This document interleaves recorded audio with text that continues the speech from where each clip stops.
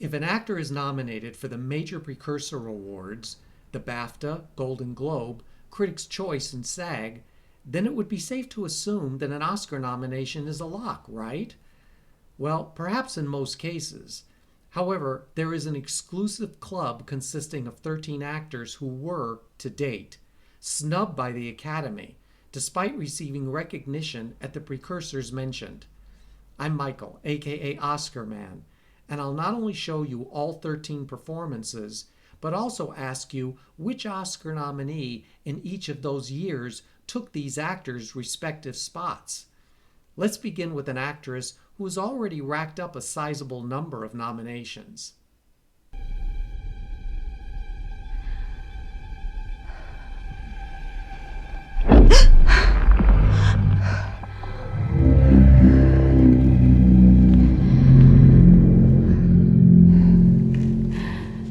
Now that's a proper introduction.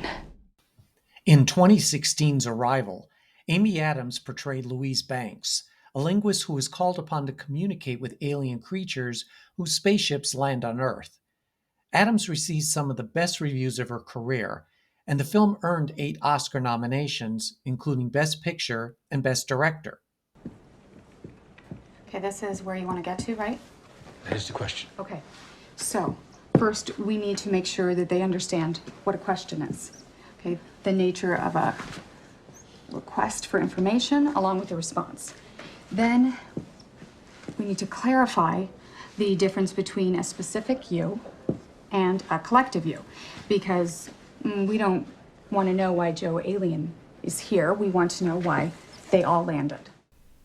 Amy Adams was on everyone's shortlist to receive her 6th nomination for Arrival, but despite the film's critical and commercial success, her name was missing when the Best Actress nominees were announced.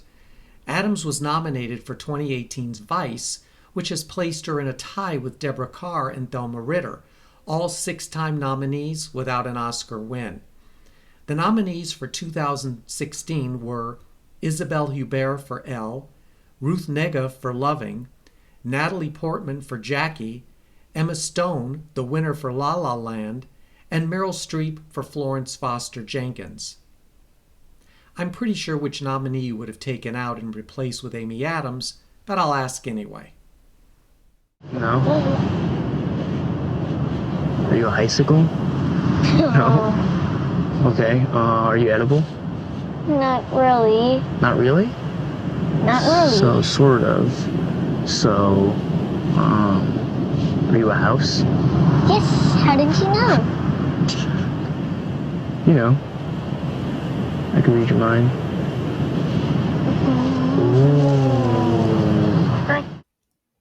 Based on the 2008 memoir, Beautiful Boy told the story of David Sheff and his son Nick, and how their relationship was tested by Nick's drug addiction. The film received mixed reviews and was not successful at the box office, though Timothée Chalamet's performance drew widespread acclaim and nominations at the major precursor ceremonies. I'm sorry, Dad. I just need some fucking money, alright? So, please just give me some fucking money. Where does this end? I gotta see this one through. This is kind of working out for me right now. I got 5 days sober. It doesn't look like it's working out, Nick. Oh, it doesn't look like it's working out? So what, then No. therapy, huh? You can come home. No, that we'll wouldn't... make it work, please, Nick. Please.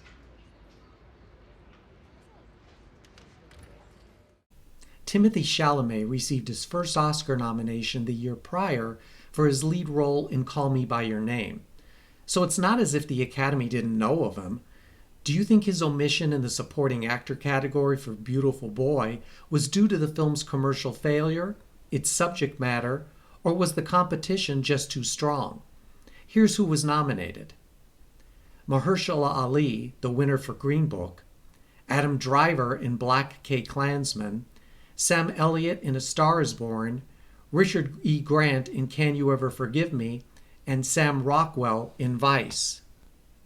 Again, I'm confident of who you will say took Chalamet's spot, but go for it.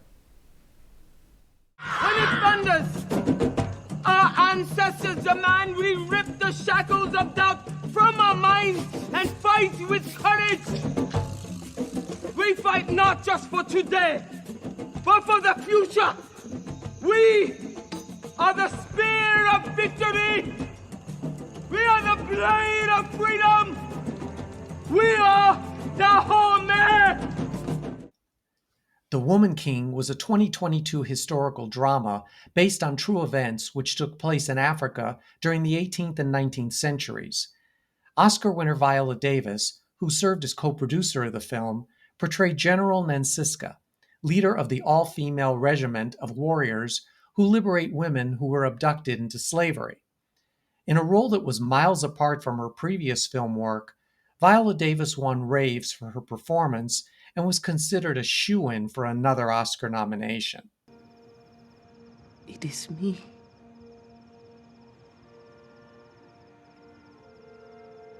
It is the girl who was silenced in those shackles by those men. I've hidden her away. I had denied her pain.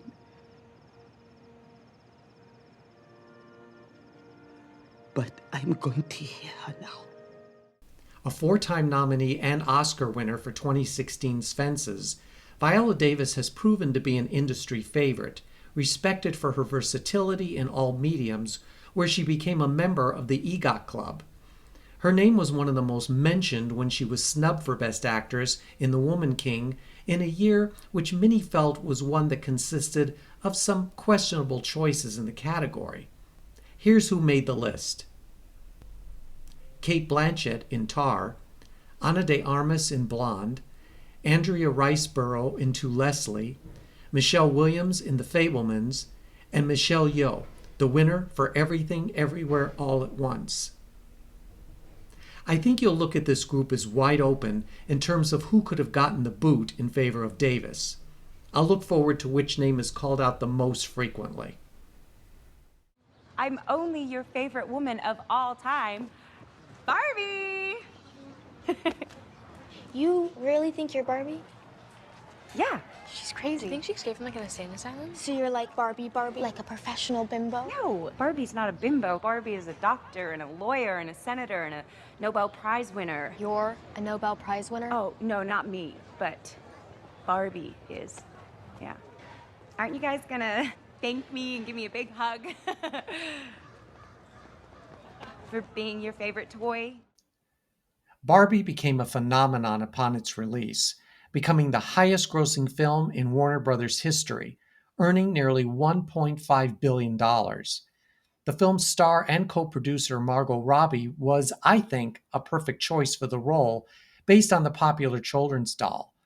A comedy featuring music, dancing, and a message or two was also a hit with most critics, and was expected to do quite well when the Oscar nominations were announced.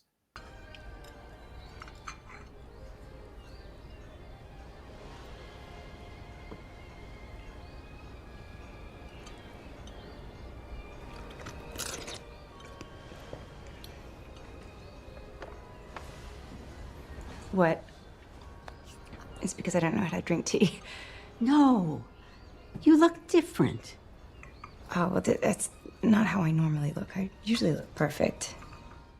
Margot Robbie already had 2 Oscar nominations under her belt prior to Barbie, and while she did receive a third for producing the film, her name was not among the 5 Best Actress nominees that year. Now, I was really shocked that Robbie was snubbed, especially since her 2 co-stars, Ryan Gosling and America Ferrera, both were nominated. This is one year where I think the majority of you are going to tell me that the 5 actresses nominated deserve to be there. I can definitely come up with one who took Robbie's place, and if you guess in the comments, I'll tell you who it was. Here's the 5 that were nominated.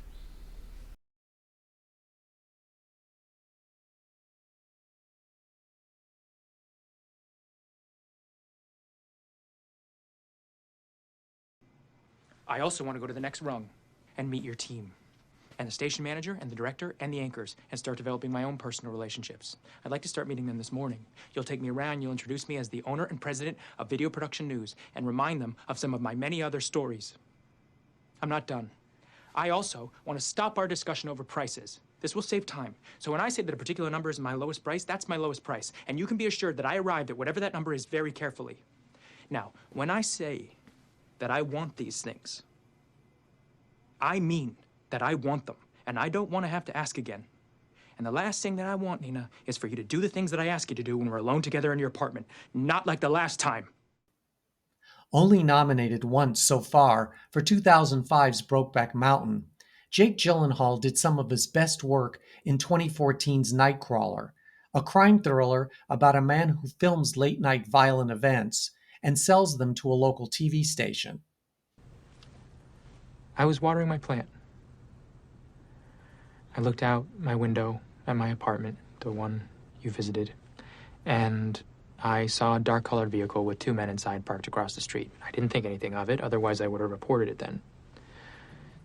We began our night. My employee and myself. And around approximately 12:38, I looked in my rearview mirror, and I saw what looked like the same men in the same vehicle following us. I made an evasive maneuver, I circled back, and tailed them to the restaurant, at which point I saw them go inside and recognized them as the same men from the home invasion. As the anti-hero Lou Bloom, Gyllenhaal was creepy in a characterization that reminded me of Robert De Niro in Taxi Driver. The film was a tough one to watch, which might have deterred Oscar voters. Here's who was nominated for Best Actor instead. Steve Carell in Foxcatcher, Bradley Cooper in American Sniper, Benedict Cumberbatch in The Imitation Game, Michael Keaton in Birdman, and Eddie Redmayne, the winner for The Theory of Everything. There's one performance in this group I could definitely have replaced with Gyllenhaal, but I want to hear from you first. With your gift and your talent and your vision, are you kidding? Gucci needs no blood. Goodbye 1930s. Hello 80s. Huh? Oh, you took the words right out of my guts. Hello Gucci, coming. Okay, I thought Lady Gaga was not only good in 2021's House of Gucci, but I think she was more deserving of a nomination than her film debut in A Star is Born. I know a lot of you hated this performance and the film, and the Academy only nominated it for makeup. As the real-life Patrizia Reggiani, the wife of famed head of the Gucci empire, Lady Gaga's passionate performance made an impression on me, in a good way. You ever steal anything, Paula? What? Forgive me. I'm trying to teach Alessandra the importance of not touching other people's belongings.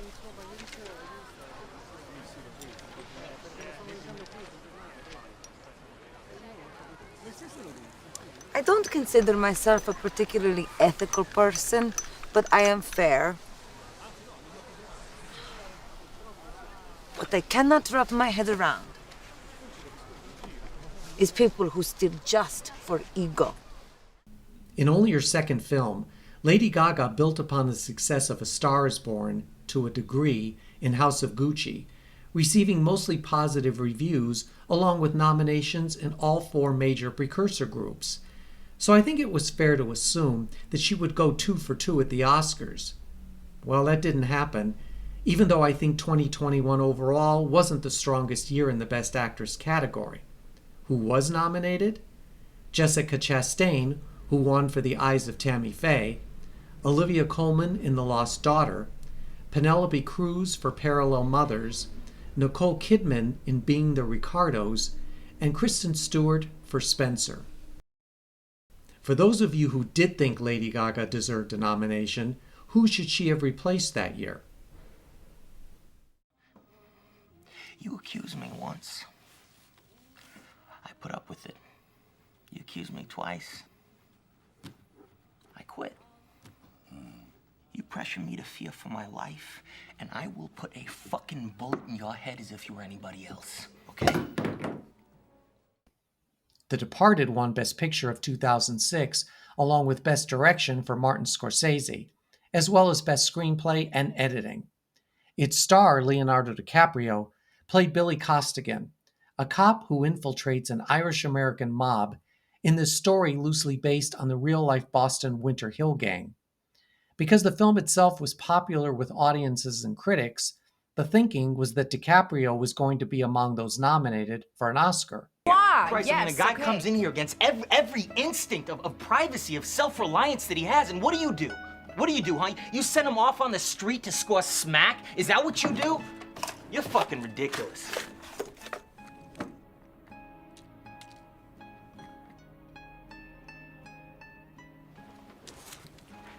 Two pills? Leonardo DiCaprio was nominated as lead actor at the BAFTAs, Broadcast Film Critics, now Critics' Choice, and Golden Globes. But the Screen Actors Guild nominated him as supporting actor. What ended up happening? Well, co-star Mark Wahlberg was Oscar nominated for The Departed, while DiCaprio ended up as a Best Actor nominee for Blood Diamond, a performance for which he was also nominated that year for every precursor except the BAFTAs. I know, I'm confused too. So for this one, let's do something different. Would you have nominated Leonardo DiCaprio for Blood Diamond, The Departed, or neither? I don't think you and me have got the least either.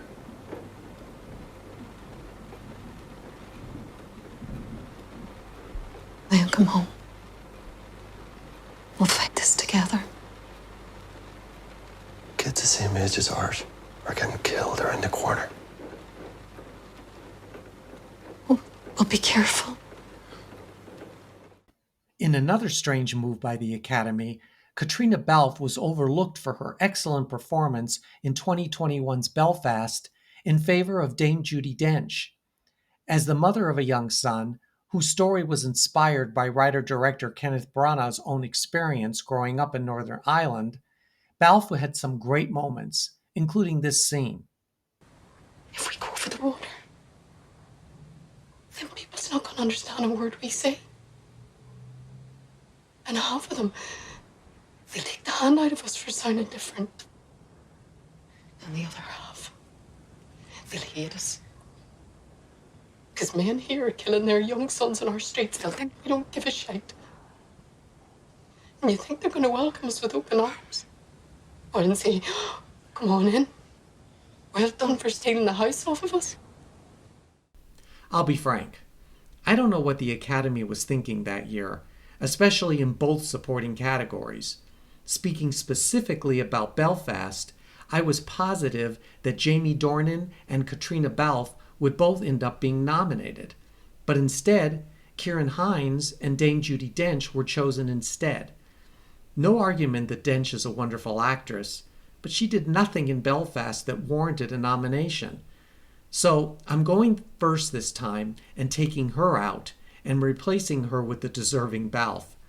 But I also want to hear from you, so here are the nominees.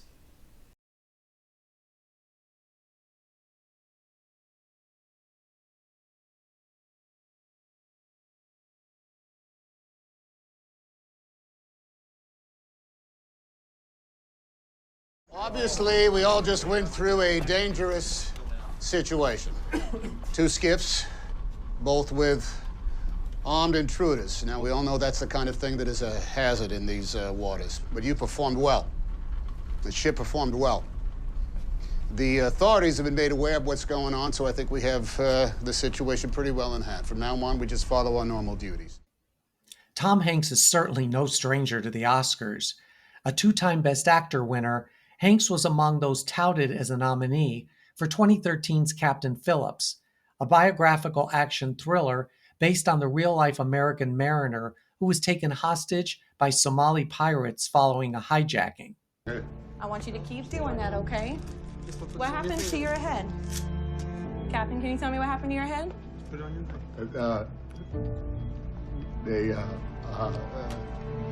There is. It's okay. Take your time. Take your time. There's a 2-centimeter laceration on the left eyebrow. It's okay. It's all right. Okay. It's okay. Okay. I want you to look at me and I want you to breathe. Do you understand? Yeah, Gotcha. yeah. Okay. All right. There's about a 4-centimeter gap. Little laceration there on the left temple. Captain Phillips was nominated for 6 Oscars, including Best Picture. And Hanks being, well, Tom Hanks, The scuttlebutt was that he was on his way to his 6th nomination, given not only the film's popularity, but the actors as well. Not this time. Who got his slot?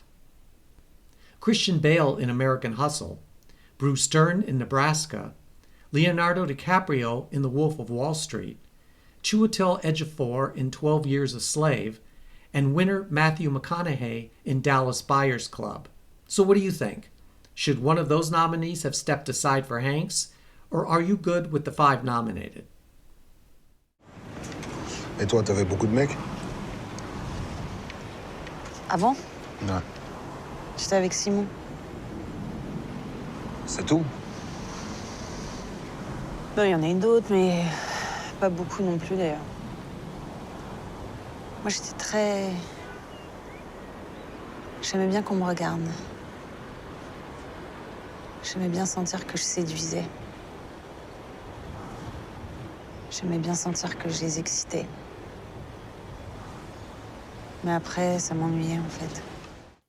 Winner of the Best Actress Oscar for 2007's La Vie en Rose, Marion Cotillard scored more excellent reviews for her performance in 2012's Rust and Bone. In the story of a romance between a kickboxer who falls in love with a woman who suffers a life-altering accident, Cotillard gave a performance that emitted both strength and subtlety. Quand t'as envie que t'as personne, tu me demandes. Si je suis OP, on y va. Ça veut dire quoi, OP? Opérationnel. Quand je suis dispo, quand je peux, quoi.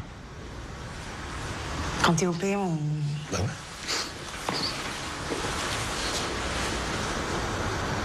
Quoi? Rien, c'est super. Allez, j'y vais. Ciao.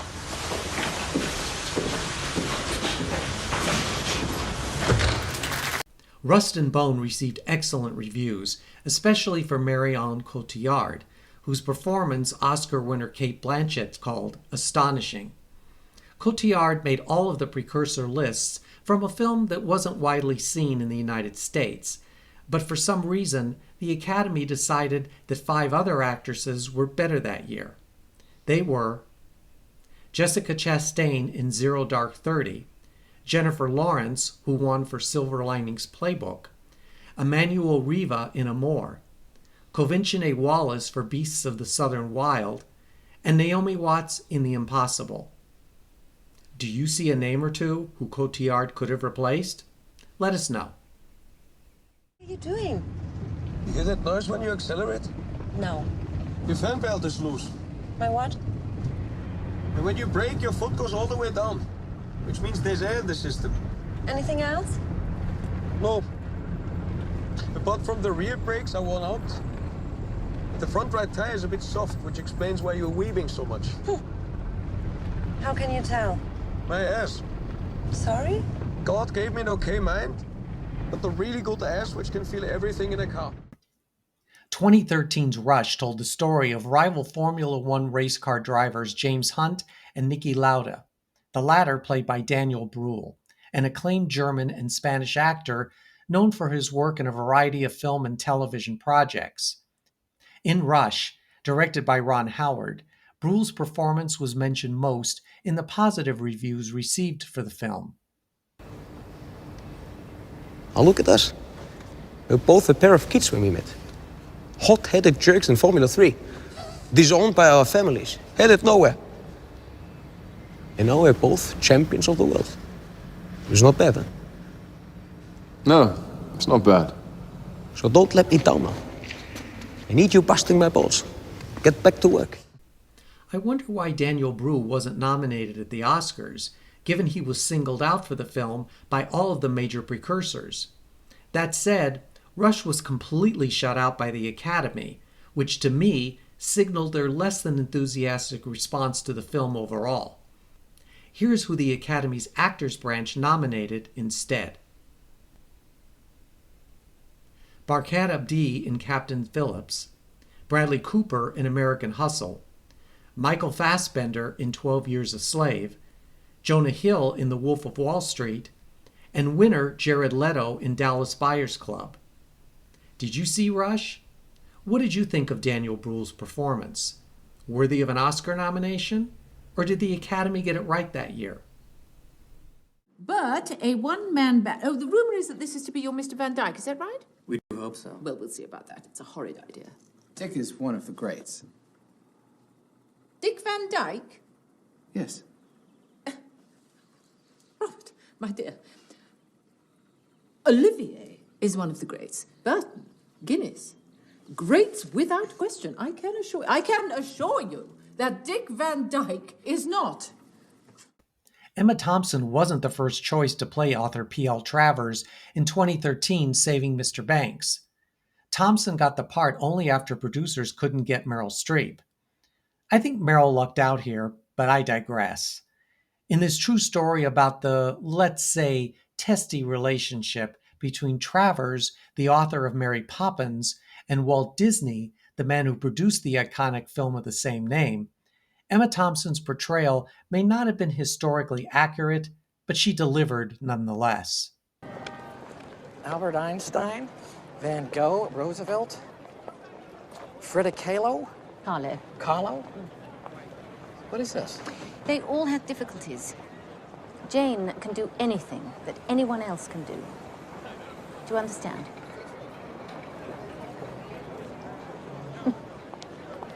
Oh, almost forgot. Turn it around. Walt Disney. Hyperactive behavior and deficiencies in concentration. It explains everything. Although Saving Mr. Banks shows P.L. Travers reacting positively after watching Mary Poppins, it is alleged that in real life she hated the film with a passion, going so far as to legally forbid Disney from adapting any of her other works. In her will, P.L. Travers banned all American adaptation of her works to any form of media. Nonetheless, Oscar winner Emma Thompson got better reviews than Tom Hanks, who portrayed Walt Disney, but she still missed out on a 6th nomination, left out for these nominees: Amy Adams in American Hustle, Cate Blanchett, the winner for Blue Jasmine, Sandra Bullock in Gravity, Judi Dench in Philomena, and Meryl Streep in August Osage County. I think this was a good slate of nominees. Your thoughts? Do not worry. There is one more performance that I know you really thought should have been nominated, and that's coming up. But first, I want to send my sincere appreciation to you for joining me, whether this is your first visit or you are one of the regular Oscar nerds who watch my channel. The Oscars aren't always as predictable as some people think, as demonstrated in this video's topic. Once the video concludes with a clip of how I view my life, will you please click on the like button? And if you're not subscribed to the channel, join our incredibly knowledgeable and brutally honest group for discussions of each weekly video and daily poll, where your Academy card is valid. Good afternoon, ma'am. I hope this isn't an inconvenient time. Well, it is, actually. Well, we just had a couple of quick questions for you. What's this about? Do you know where you're spending the afterlife? Oh, yes, I do, as a matter of fact. I'm going straight to hell. Eternal damnation, a whole bit. Thank you for asking. Okay? Tilda Swinton won an Oscar for 2007's Michael Clayton, a win I never quite understood. But in 2011, Swinton won raves for her performance in We Need to Talk About Kevin, an intense psychological drama about a mother whose life is upended by her psychologically disturbed son.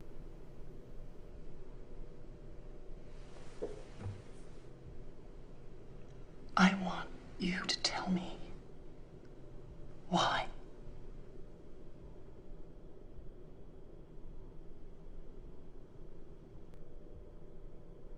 I used to think I knew. Now I'm not so sure.